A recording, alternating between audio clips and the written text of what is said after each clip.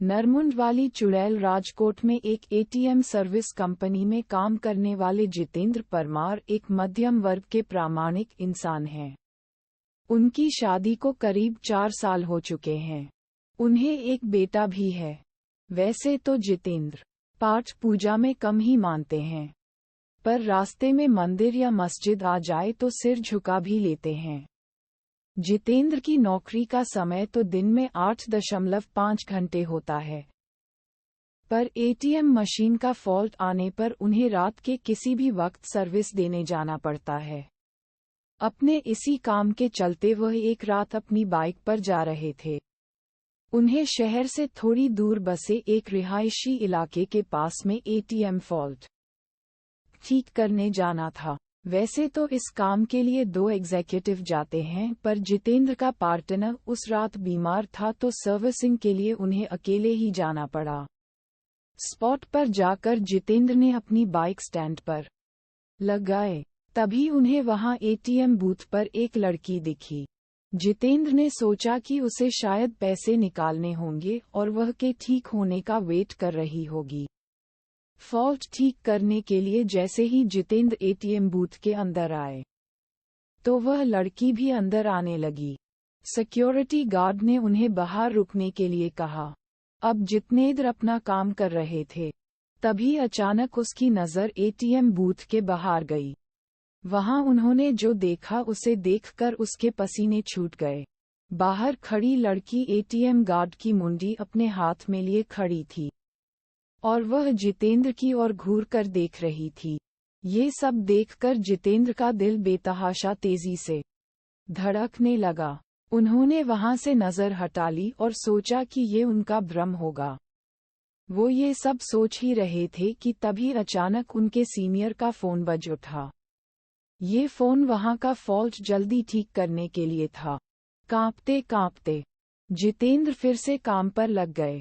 थोड़ी ही देर में उन्होंने एटीएम मशीन ठीक कर लिया। इस बार एटीएम बूथ से बाहर देखने पर सब नॉर्मल लग रहा था।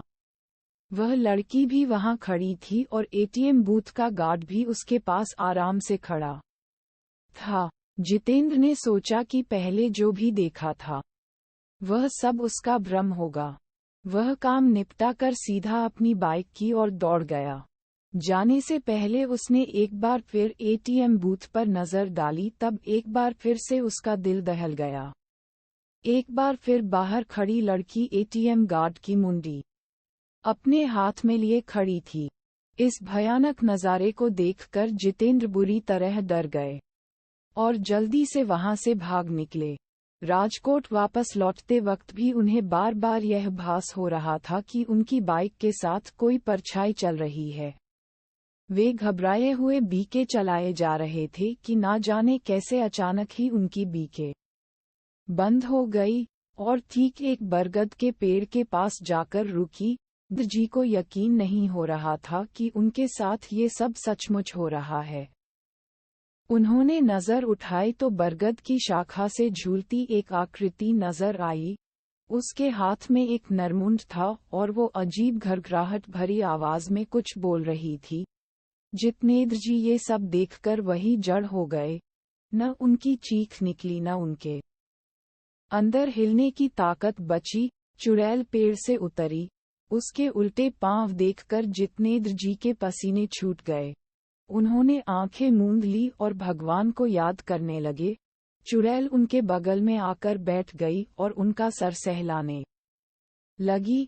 इसके बाद जितेंद्र जी को कुछ याद नहीं कि उनके साथ क्या हुआ। जब होश आया तो वे एक हॉस्पिटल में थे।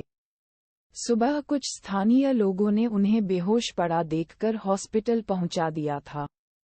इस घटना के महीनों बाद तक जितेंद्र बेसुध रहे और काफी पूजा पाठ के बाद ही उनकी हालत फिर से सामान्य हो पाए।